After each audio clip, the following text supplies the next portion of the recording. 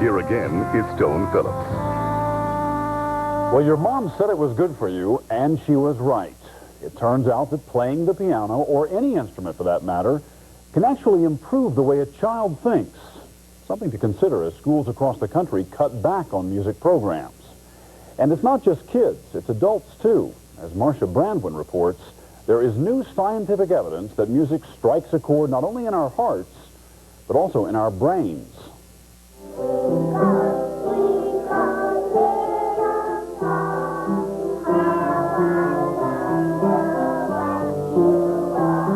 Everybody has some kind of relationship with music, and everybody wants to be smarter. What happens when a child learns a nursery song? Or an adult spends an evening at the symphony? Or anyone learns to play the piano? Probably more than you realize. You're doing something that you never guessed you would be doing, and that is enhancing higher brain function. In other words, can music make you smarter?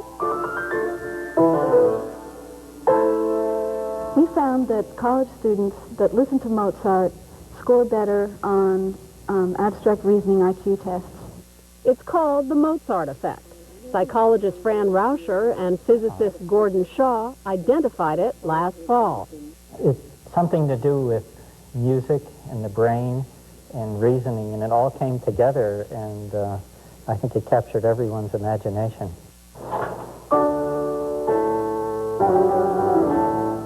Shaw and Rauscher's research implies that listening to certain music can actually make people smarter.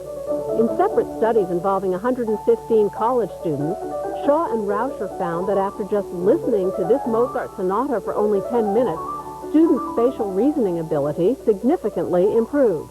Now, why is this a big deal? What is spatial reasoning, actually? It's something that's used by everybody every day. When you're doing architecture, graphic design, looking at maps, anything that requires an understanding of how objects fit together in space and in time. Think about a game like chess. It requires the kind of thinking you do when you have to visualize things in your mind. Like this. Here is a piece of paper, which gets folded this way, then this way. Now a square is cut out, like this. Try to visualize which of these four shapes it will look like when it is unfolded. To do that, you have to use your spatial reasoning skills. If you had listened to Mozart's sonata for two pianos before trying the test, you would be more likely to pick the correct answer. This one. Write your answers now. Shaw and Rauscher used the paper folding test in an experiment with student volunteers at UC Irvine. Number 6. After listening to this particular piece of Mozart, student scores on the test improved 30%. But students who sat in silence or listened to this piece by contemporary composer Philip Glass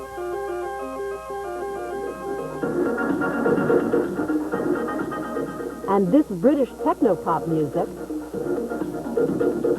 did not improve significantly. We think that the Mozart effect can be described as sort of a tuning up or a structural organization of these neural pathways that's going on when you're listening to music. So where did this idea come from? You're looking at a computer model of the speed and intensity of the human brain at work. It has a rhythm and a pattern to it. By chance, while working with graduate student Xiaodan Lang, Gordon Shaw discovered a striking similarity between these patterns or rhythms in our brain and the sound of music.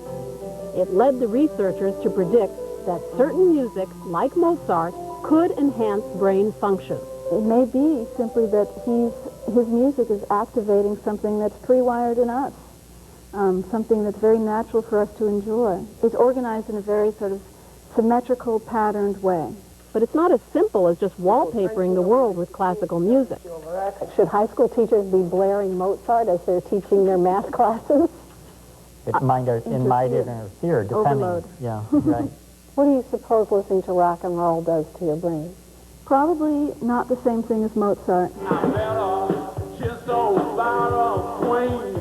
Maybe future researchers will identify a Rolling Stones effect. But today, Shaw and Rauscher think music of any type, as long as it is complex and patterned, could have the same effect as Mozart. And still, no matter what the music, the effect wears off in a matter of minutes. Why does it only last for 10 minutes in your estimation? Because it's just a listening effect. It's passive rather than active. You're not really making music, you're just listening to it. So what about making music? Remember when your mom forced you to sit at the piano and practice, practice, practice? Billy, your half hour isn't up yet. But gee, Mom, I've done it almost 1,000,000 times. Was Mom really onto something? That's what Shaw and Rauscher wanted to find out. The first step was to bring music training to several preschools, like this one in Long Beach, California.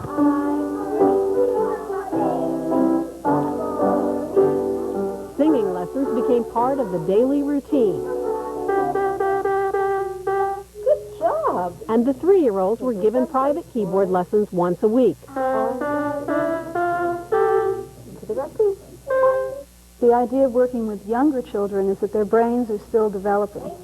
The neural pathways in their cerebral cortexes are very flexible at that point. They're still forming these connections. And so we think the younger you can do it, the better. Maybe even 2-year-olds would be better than 3-year-olds. The 3-year-olds were also encouraged to practice at the keyboard during free play. Can you make your 2 blocks look just like that? The second step was measuring the kids' spatial reasoning ability. Good. Which they did before beginning music training and at 3-month intervals for a year. What's silly about this picture? They used a series of standard IQ tests, and each time the kids were tested, they showed marked improvement in only one of them, assembling a puzzle. And that supports the theory that the part of the brain strengthened by the music lessons is involved in the puzzle test. Okay. So if you play music, if you get them hands-on, what are you actually doing to those children's brains? Well, the idea is that we believe that you're developing these neural pathways and you're exercising them and making them stronger. It's the same as with a muscle, for example. If the more you use it, the more toned it will be. What if children have absolutely no talent in music?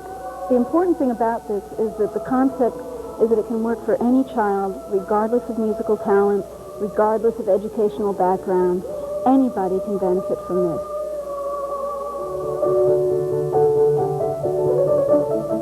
Mozart began playing at 4, composing at 5. It's been said it's impossible to find a parallel to the flawless perfection of his music. Now, scientists are using Mozart's genius to begin to unlock the secret of how we think. And perhaps to expand enormously our capacity to learn, to reason, and to create. As you heard, it's best for kids to start music training early, at 3 or 4, while their brains are still developing. But our experts say even if your child is older, it's never too late to take up an instrument. And there's even new research being done on how music can benefit the elderly.